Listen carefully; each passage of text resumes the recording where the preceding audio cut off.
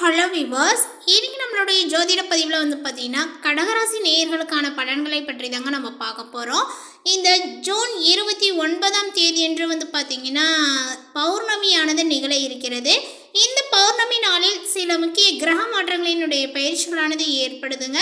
So இதனுடைய தாக்கங்கள் கடகராசிக்காரர்களுக்கு எப்படிலாம் இருக்க போகுது, இவர்களுடைய வாழ்க்கையில் பார்த்தீங்கன்னா ஏதாவது முன்னேற்றங்களானது இருக்குமா, இல்லை வேறு ஏதாவது பார்த்தீங்கன்னா இவர்கள் பின்னடைவுகளை சந்திப்பார்களா, அது மட்டும் இல்லாமல் பார்த்தீங்கன்னா இவர்களுடைய வாழ்க்கையில் என்னென்ன விஷயங்களானது பிரச்சனைகளாக பார்த்தீங்கன்னா உருவாக போகிறது, இது போன்ற நிறைய விஷயங்களை பற்றி தான் நம்ம தெரிஞ்சுக்க போகிறோம். பதிவை தொடர்ந்து பாருங்கள். இந்த வீடியோவை கடகராசி நேயர்கள் பார்த்துட்டு இருந்தீங்க அப்படின்னா இந்த வீடியோக்கு ஒரு லைக் கொடுத்துருங்க.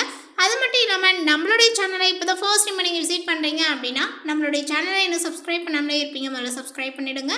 அப்படியே கூட இருக்கும் இந்த பெல் ஐக்கானே பார்த்தீங்கன்னா கிளிக் பண்ணி வச்சுக்கோங்க. அப்போ தான் நம்மளுடைய சேனலில் கொடுக்கக்கூடிய அனைத்து தகவலுமே உங்களுக்கு நோட்டிஃபிகேஷனாக வரும், அதையும் நீங்கள் பார்த்து பயனடையலாம். இந்த ஜூன் 29ஆம் தேதி அன்று ஏற்பட்டிருக்கக்கூடிய இந்த பௌர்ணமி நாளானது பார்த்தீங்கன்னா மிகவும் ஒரு சக்தி வாய்ந்த ஒரு நாளாக சொல்லலாம்.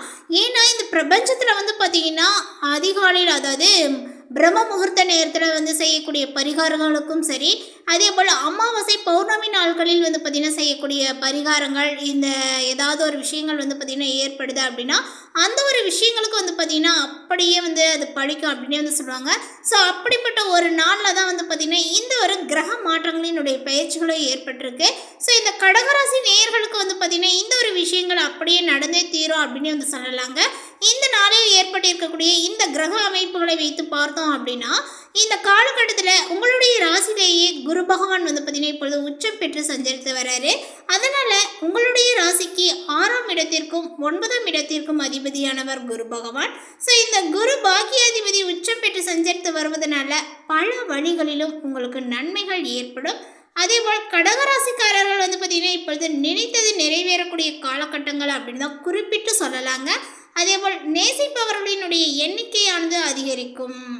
யோசிக்காது செய்த காரியங்களில் கூட வெற்றிகளானது கிடைக்குங்க.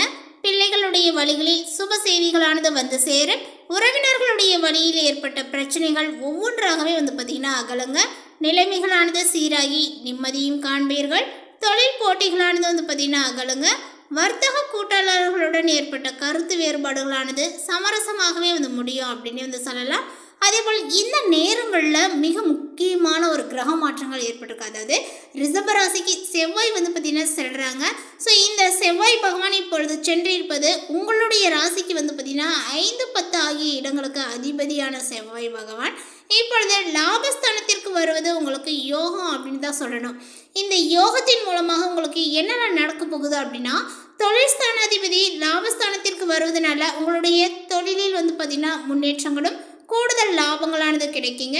அதேபோல் வாடகை கட்டிடத்தில் நடத்தக்கூடிய தொழிலை சொந்த கட்டிடத்திற்கு மாற்றக்கூடிய முயற்சிகளானது உங்களுக்கு கைகூடும். உத்தியோகத்தில் உள்ளவர்களுக்கு உழைப்பிற்கேற்ற பலன்கள் கிடைக்கவில்லையே என்று கவலைப்பட்டவர்களுக்கு இப்பொழுது ஒரு நல்ல நிறுவனங்களில் இருந்து பார்த்தீங்கன்னா கூடுதல் சம்பளம் பார்த்தீங்கன்னா உங்களுக்கு தருவதாகவே சொல்லி அழைப்புகளானது வரலாம். கூடுதலான சம்பளத்தை கொடுத்தா நம்ம பார்த்தீங்கன்னா அந்த ஒரு வேலைகள் நமக்கு பொருந்துமா பொருந்தாதா அப்படின்னு சொல்லிட்டு நம்ம பார்த்து அந்த ஒரு வேலைகளில் பார்த்தீங்கன்னா நம்ம ஏற்றுக்கொள்ளலாம். அதே போல் அவரவர்களினுடைய ஜாதக தசாபுத்தியை பொறுத்து இந்த ஒரு விஷயத்தையும் பார்த்தீங்கன்னா நீங்கள் ஏற்றுக்கொள்ளலாம். பொது நலத்தில் இருக்கக்கூடியவர்களுக்கு இப்பொழுது பார்த்தீங்கன்னா அதிகாரத்துவ போகங்களானது உண்டு. என்றைக்கு குறைந்த விலைக்கு வாங்கி போட்ட இடம் இப்பொழுது அதிக விலைக்கு விற்று அதன் மூலமும் லாபங்கள் கிடைக்கும். கடகராசியில் சஞ்சரிக்கக்கூடிய சுக்கிரன் இப்பொழுது இந்த நேரத்தில் சிம்ம ராசிக்கு பார்த்தீங்கன்னா செல்ல இருக்கிறார். ஸோ அதனால் உங்களுடைய ராசிக்கு 1, 11 ஆகிய இடங்களுக்கு அதிபதியானவர் சுக்கிரன். அவர் குடும்பஸ்தானத்திற்கு வரும் பொழுது குடும்ப முன்னேற்றங்கள் திருப்தியை கொடுக்குங்க. இல்லத்திற்கு தேவையான விலை உயர்ந்த பொருட்களை வாங்கி மகிழ்வீர்கள். பெண் பிள்ளைகளினுடைய சுப சடங்குகளானது நடைபெறும். அதேபோல் பிள்ளைகளினுடைய திருமணத்தை முன்னிட்டு நீங்கள் சீர்வரிசைகளினுடைய பொருட்களை வாங்குவதில் கவனத்தையும் செலுத்துவீர். இந்த காலகட்டத்தில் மீன ராசியில் சனி வக்ரம் பெறுகின்றார். உங்களுடைய ராசிக்கு 7, 8 ஆகிய இடங்களுக்கு அதிபதியானவர் சனி பகவான். குருவினுடைய பார்வைகள் சனியின் மீது பதிவதனால இந்த வக்ர காலத்தில் பெரிய அளவில் பாதிப்புகளானது பார்த்தீங்கன்னா ஏற்படாது. அதே சமயம் எதிரிகளினுடைய தொல்லைகள் இருக்கத்தான் செய்யும். எதையுமே நீங்கள் கொஞ்சம் திட்டமிட்டு செய்ய இயலாதுங்க. ஸோ வந்து பார்த்தீங்கன்னா குடும்ப பிரச்சனைகளை வெளியில் வந்து சொல்லாமல் இருப்பது தான் உங்களுக்கு நல்லது. வெளியில் நீங்கள் ஷேர் பண்ணீங்க அப்படின்னா அந்த ஒரு பிரச்சனைகளும் பூகம்பமாக வந்து மாறிடும். ஸோ அதனால் வந்து பார்த்திங்கன்னா நம்மளுடைய வீட்டு சூழ்நிலைகளை மற்றவர்களிடம் வந்து பார்த்திங்கன்னா பகிர்வதனால நமக்கு மன நிம்மதிகள் ஏற்படும் நம்ம சொல்கிறோம். ஆனால் அது கிடையாதுங்க. உண்மையிலே வந்து பார்த்திங்கன்னா நம்மளுடைய விஷயங்களை சொன்னோம் அப்படின்னா நம்மளை வந்து பார்த்திங்கன்னா ரொம்ப மட்டமாக நினைப்பாங்க. அது மட்டும் இல்லாமல் நம்மளுடைய நம்ம முன்னாடி ஒரு மாதிரி பேசுவாங்க, அப்புறம் நம்மளுடைய குடும்ப உறுப்பினர்கள் முன்னாடி ஒரு மாதிரி பேசுவாங்க. அந்த ஒரு விஷயங்கள்லாம் வெளியில் போகும்போது வந்து பார்த்திங்கன்னா நம்மளுடைய குடும்பத்தினுடைய மதிப்புகள் வந்து பார்த்திங்கன்னா குறைஞ்சிடும். ஸோ மற்றவர்கள் வந்து பார்த்திங்கன்னா மதிக்க மாட்டாங்க, முன்விட்டு பின் பேசுவாங்க. அதே போல் மற்றவங்க வந்து பார்த்திங்கன்னா ஒரு சிலர் வந்து என்ன பண்ணுவாங்கன்னா குடும்பத்தில் நாம் ஒன்று சொல்லியிருப்போம், ஆனால் அவங்க வந்து பார்த்திங்கன்னா நம்மளுடைய குடும்பத்தில் இருக்கவங்ககிட்ட ஒரு மாதிரி சொல்லி வீட்டில் பெரிய பிரச்சனையை ஏற்படுத்திடுவாங்க. ஸோ அதனால் வந்து பார்த்திங்கன்னா நம்மளுடைய குடும்ப விஷயங்கள்லாம் வந்து பார்த்திங்கன்னா அநாகரிகமாக மற்றவர்களிடம் வந்து சொல்லவே கூடாது. அது ரொம்ப தவறுதலான ஒரு விஷயம். ஸோ அப்படி வந்து பகிரணும் அப்படின்னு நினச்சிங்கன்னா நீங்கள் வந்து பார்த்திங்கன்னா டைரெக்டாகவே உங்களுடைய வீட்டில் இருக்கக்கூடிய நபர்களிடம் வந்து பார்த்திங்கன்னா இப்படி இரு அப்படி இருன்னு சொல்லிட்டு நீங்கள் சொல்லுங்கள். அவங்க அதை புரிஞ்சுப்பாங்க. அதுக்கப்புறம் வந்து பார்த்திங்கன்னா உங்களுடைய பண நெருக்கடி அதிகரிக்கக்கூடிய சனியினுடைய பார்வைகள் உங்களுடைய ராசிக்கு 3, 6, 11 ஆகிய இடங்களில் பதிவதனால உங்களுக்கு ஓரளவுக்கு முன்னேற்ற பாதையில் இருந்த இடையூறுகள் ஆனது வந்து பார்த்திங்கன்னா இருக்கும் அப்படின்னு வந்து சொல்லலாம். அதேபோல் முக்கிய புள்ளிகளினுடைய ஒத்துழைப்போடு வந்து பார்த்திங்கன்னா சில பிரச்சனைகளில் இருந்து நீங்கள் விடுபடுவீர்கள். உடன்பிறப்புகளை கொஞ்சம் நீங்கள் அனுசரித்து செல்வது நல்லது. அவர்களினுடைய இல்லங்களில் நடைபெறக்கூடிய சுப நிகழ்ச்சிகளை முன்னின்று நடத்துவீர்கள். வெளிநாட்டில் பணிபுரிவோருக்கு குடியுரிமைகள் கிடைப்பது தாமதமாகும். இளைய சகோதரருடன் உள்ள கருத்து வேறுபாடுகளானது வந்து பார்த்திங்கன்னா நீடிக்குங்க. இது போன்ற வந்து பார்த்திங்கன்னா தேரங்களில் வந்து பார்த்திங்கன்னா குலதெய்வம் இஷ்ட தெய்வ பிரார்த்தனைகளை மேற்கொள்வது இந்த மாதிரி நல்லது. பொது வாழ்வில் உள்ளவர்களுக்கு புதிய பொறுப்புகளானது வந்து சேரும். வியாபாரம் மற்றும் தொழில் செய்யக்கூடியவர்களுக்கு இப்பொழுது வந்து பார்த்திங்கன்னா நினைத்தபடியே லாபங்களும் கிடைக்கும் அப்படின்னு தான் சொல்லணுங்க.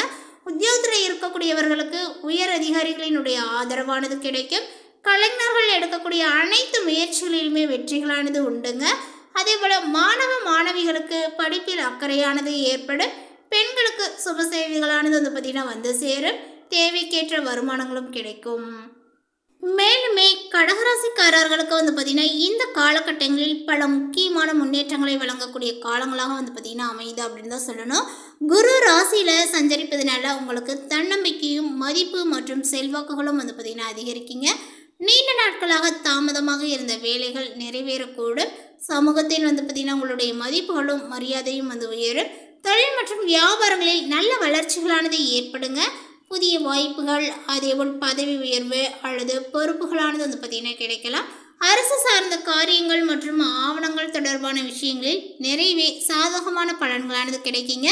வியாபாரிகளுக்கு புதிய வாடிக்கையாளர்கள் மற்றும் லாபங்களானது அதிகரிக்கக்கூடிய வாய்ப்புகளும் உள்ளது.